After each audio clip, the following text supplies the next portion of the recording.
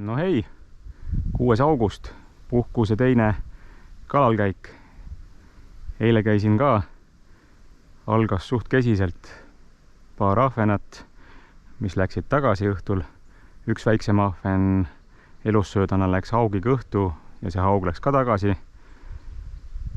Ja üldiselt oligi vaikus, paar võttu oli veel spinninguga nii ahvenad kui haugi, aga kaldale neid ei saanud ja isegi kui oleks saanud, siis koju poleks saanud tuua. Alamõõdulised olid.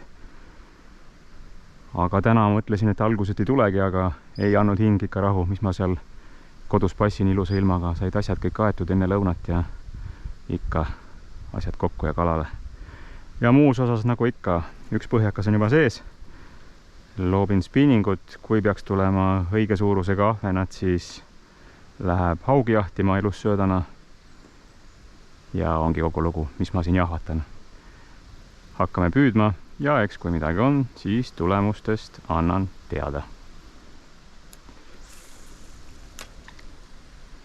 Eile läks spinningu rullil sidur katki, aga õnneks sain korda, ainult üks traadist julja oli pesast välja tulnud, nii et ei olnudki vaja uut osta ega midagi muud suuremat parandada. Aga spinninguga on ikka selline lugu siin, et juba paar aastat ikka jah, ahven ei taha eriti siin. Tšigi eile üks keskmise suurusega ahven võttis pöörlevat, aga üldiselt on vaikus. Kunagi, kui ma siin käima hakkasin, siis enamus ahvenaid tulidki just spinninguga, tšigi ja pöörlevaga. Aga noh, jah. Võta siis kinni, kas lihtsalt on ahvenad vähemaks jäänud või maitsed muutunud. Aga ei taha spinninguga tulla, pigem ussiga. Eile tuli esimene ahven juba sissejuhatuse filmimise ajal. Täna on esialgu vaikus. Panin nüüd jällegi natuke väiksemate konksudega rakendused seda neetud müstilist tilistajat tabada. Kes iganes see siis on siin, olgu tal hea olla. Aga okei, loobime nüüd erinevate lantidega lõigu läbi ja ootame ilusat kala. Hakkab jälle see tore näitemäng pihta.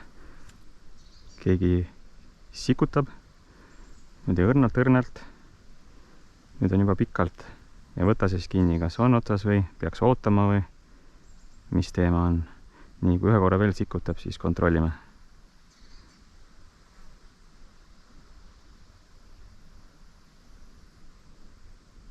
Õrnalt praegu on näha, et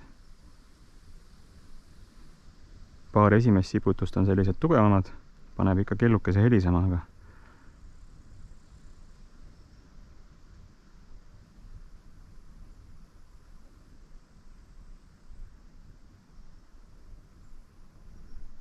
aga eile oli ka näiteks nii, et ei siputanud üldse, aga ahven oli otsas. Igaks juhuks kontrollime. Ei ole. Ehk siis, kes ei ole varem videosid vaadanud, siis teadke, et seda kutsutakse siin müstiliseks tilistajaks. Ja läheb tagasi. Ja mina jätkan. No nii, esimene haugipulikas. Kõigepealt kuulsin, et siin samas kalda ääres keegi lõi lupsu. Mõtlesin, et pulli pärast viskan sinna ja näin imet, võttis ära. Selline nagamann, aga mis teha. Paistab, et siis kõht on neil ikka tühi. Võtab tšigi ka. Läheb siis tagasi. Oih, noh, kas sa saad? Okei, tänaseks siis käsi valge jälle, aga kala on kala. No nii, paneme tänasele päevale punkti, ehk siis nullikas. 100 korda viletsam kui eile. Üks haugipulikas ja isegi müstilist tilistajat täna oli praktiliselt mitte näha ega kuulda. ei tea, miks see jõgi nii käitub, aga nii ta on. Kas on päike liiga intensiivne või mis talle ei meeldinud.